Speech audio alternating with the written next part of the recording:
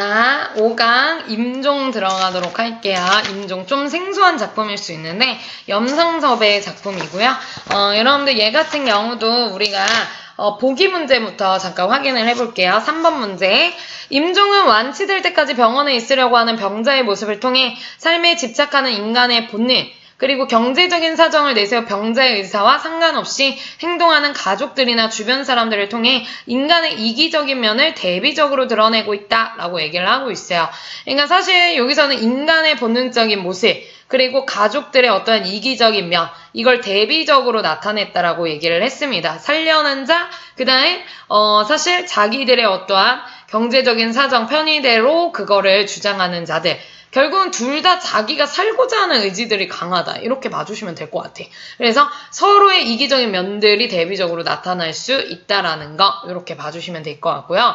또한 장례 상황에서 진심으로 죽은 사람을 애도하기보다는 산 사람들의 입장을 먼저 생각하고 자신들의 소임을 다한 것에 자기 위안을 삼는 모습이 부각되고 있다라고 얘기를 하고 있어요. 그래서 여기서는 조금 산 사람들의 어떠한 이기적인 모습이 좀 더 부각된다라고 봐주시면 돼요. 왜냐면은 이제 병인의 모습은 어떻게 보면 인간으로서의 그냥 가장 본능적인 모습이지 않을까요? 살고자 하는 거를 이기적이라고 말하기는 좀 그럴 것 같아요. 그래서 여기서 이기적이란 말은 조금 이 가족들에게 더 맞는 표현이라고 봐주시면 될 것 같습니다. 자, 그러면 본문을 같이 한번 보도록 할게요. 얘도 전지욱 작가 시점이고요. 병인과 명호, 그리고 그 중략 이후에는 이제 병인이 죽고 난 이후에 장례를 치르는 모습, 이렇게 봐주시면 되겠어요.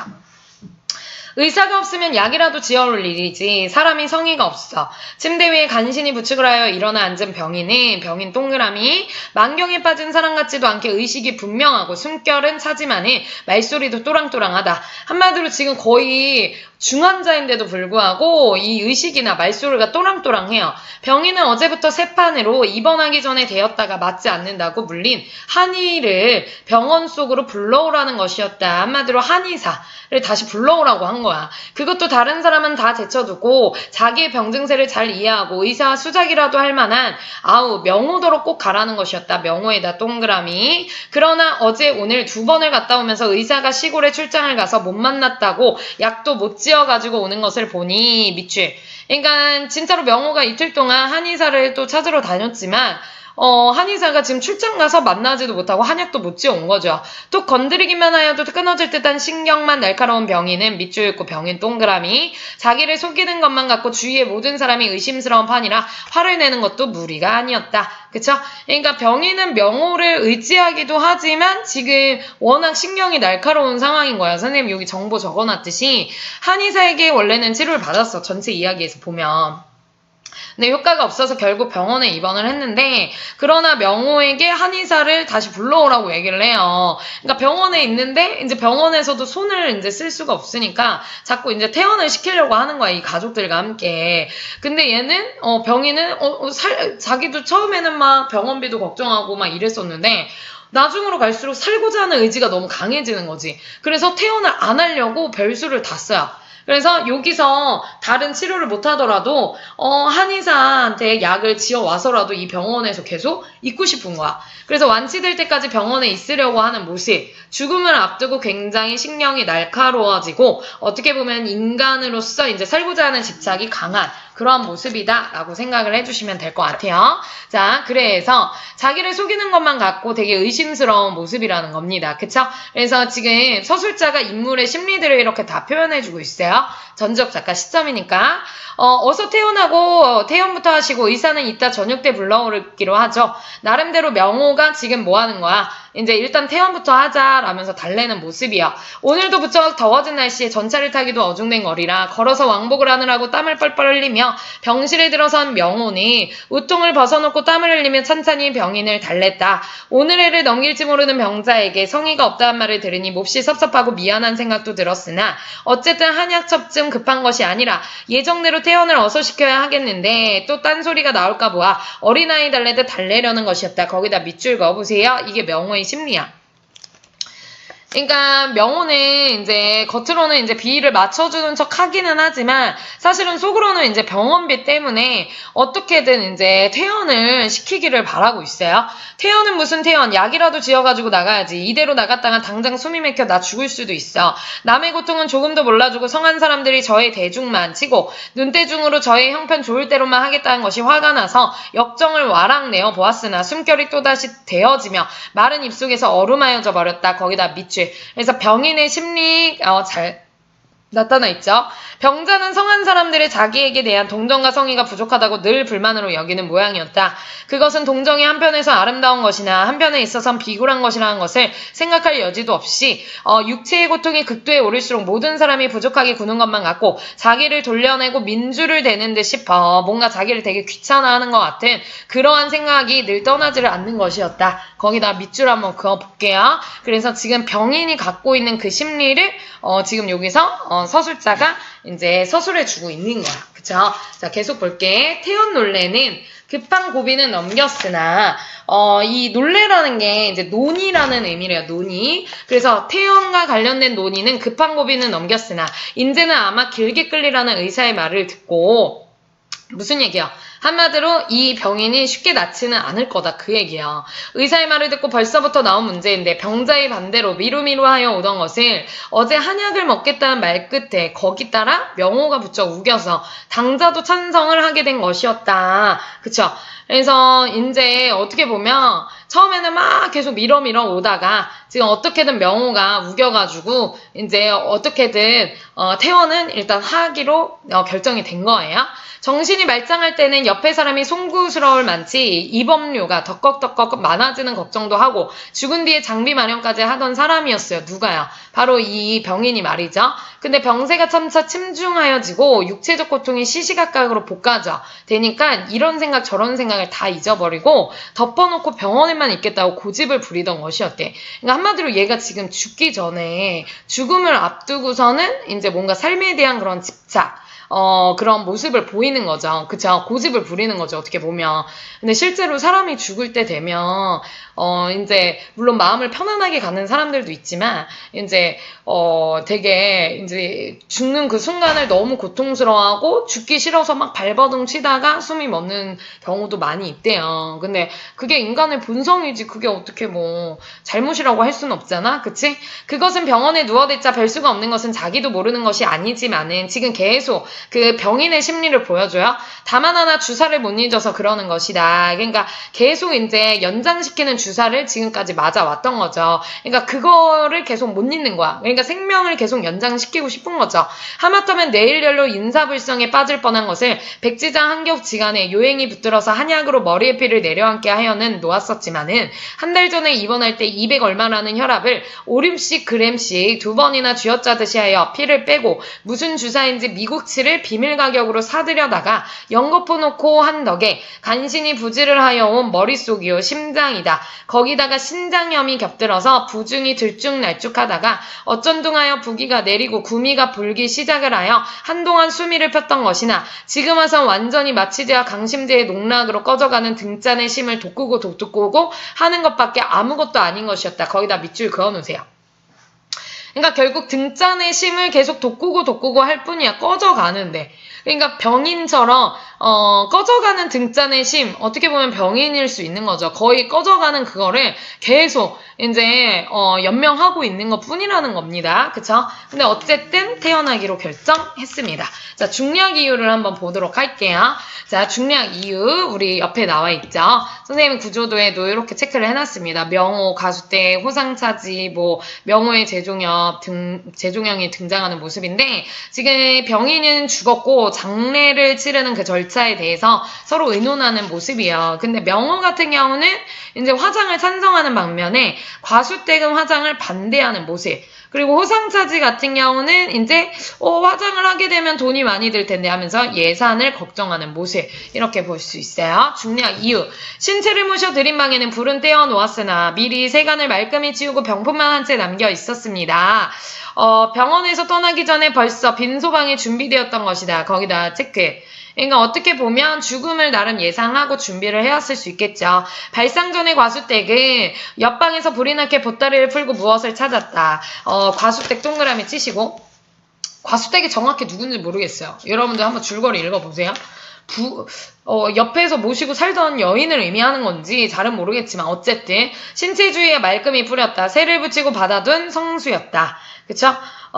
발치기에 서서 가만히 바라보던 명호 동그라미. 그럼 장례를 어떻게 지내시렵니까? 제사는 일체 폐하시는 건가요? 왜냐면 지금 과수댁이 막 물종지를 찾아내서 빈소로 가지고 가서 신체주의에 뿌리는 이러한 행위를 보면서 이제 이게 뭐 교회에서 이제 시켜서 하는 행위라고 얘기를 해요. 거기 밑에 보면 뭐 그렇게까지 하겠습니까? 제사를 폐하진 않는데 교회 사람이 하라는 대로 한다는 거다라는 표현이 있어요. 거기다 밑줄. 그래서 이걸 통해서 알 수 있는 건 과수댁은 교회 방식으로 예의를 표하고 있구나 이렇게 볼 수 있을 것 같고 초상집에서는 우선 3일장이냐 5일장이냐 하는 의논이 벌어졌다. 그 3일장 5일장 그거에 대한 논의 가운데는 둘 다 3일장을 이제 주장하긴 해요. 명호나 과수댁 둘 다.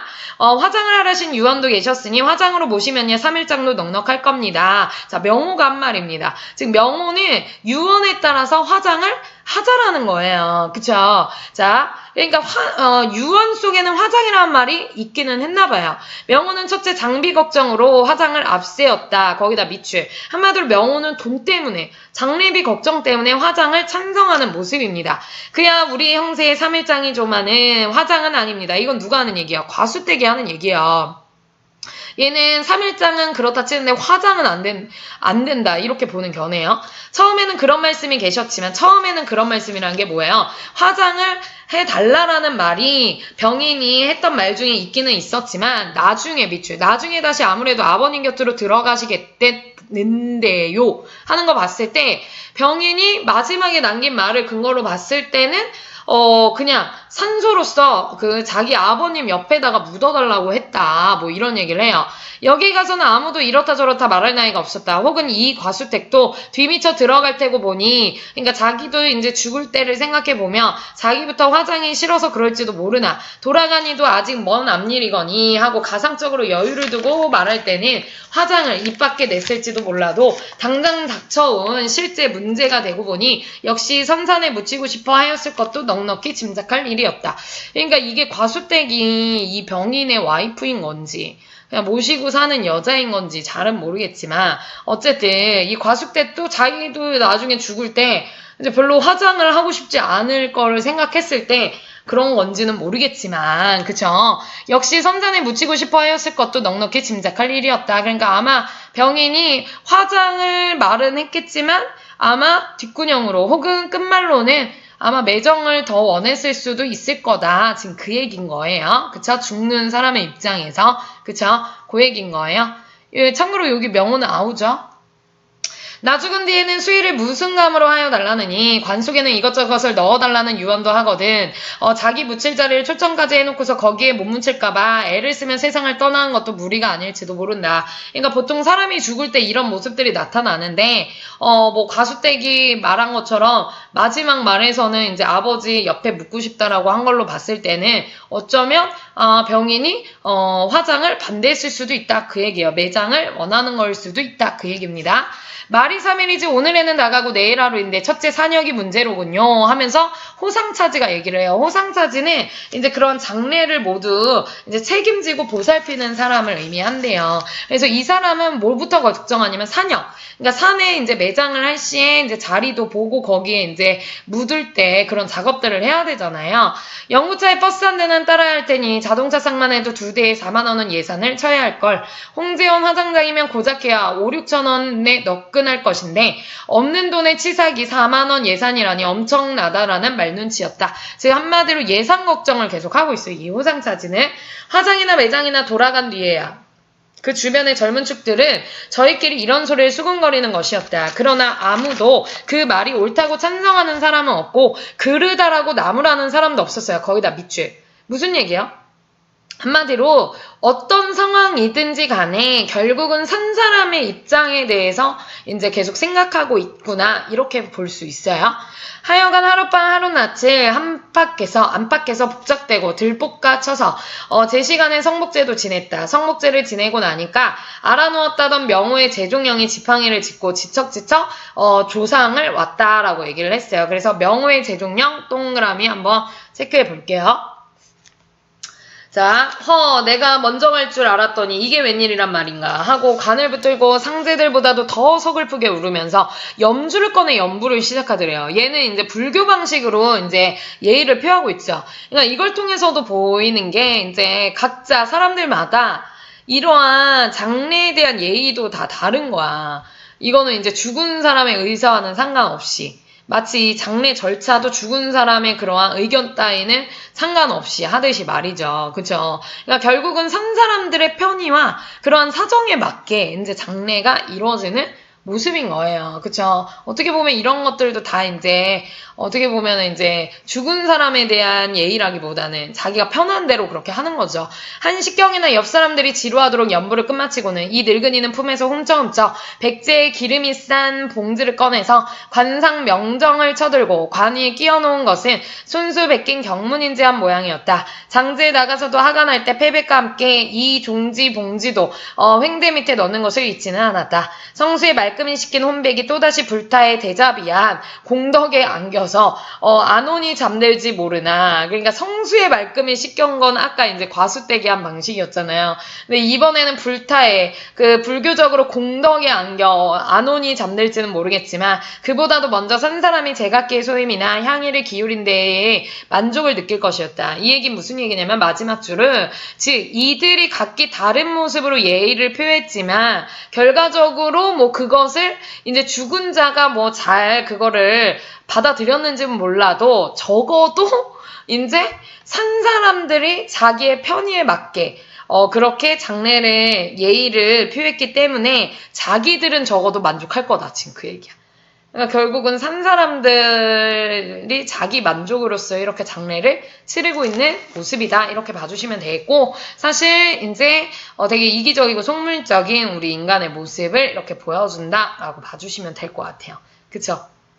맞아. 이게 선생님도 장례식 가보면 누구는 이제 어떤 모습으로 누구는 또 어떤 예식으로 이렇게 치르잖아. 근데 그것도 결국은 산 사람들의 입장에서 행하는 행위인 거지. 그냥 죽은 자는 말이 없다고. 그쵸? 죽은 자가 뭐 이렇게 해달라고 이렇게 해주고 저렇게 해달라고 저렇게 해주는 건 아니잖아요. 그러니까 어떻게 보면은 죽은 자만 불쌍한 거지. 그치? 자, 여러분들 주제는 죽음을 앞둔 인간의 생존 본능과 그를 바라보는 사람들의 이기적인 태도입니다. 그쵸? 그래서 여기서는 이 산 사람들, 이 가족들의 모습이 좀 이기적으로 비춰진다라는 거 이거 봐주시면 될 것 같아요. 그래서 특히 명호와 호상 사진은 경제적 사정을 내세워서 매장을 부정적으로 여기는 시각. 과수댁은 그나마 이제 화장을 반대하고 매장 쪽으로 생각하는 모습이긴 해요. 그쵸? 그 정도 선으로만 생각을 해주시고 요거 여러분들 색깔 되어 있는 거 여러분들이 집중적으로 확인해 주시고 꼭 필기 자기가 직접 그려보는 게 중요하다라고 했습니다. 그러면서 또 익혀지는 부분이 있으니까요. 자, 우리 6강으로 넘어가 보도록 할게요.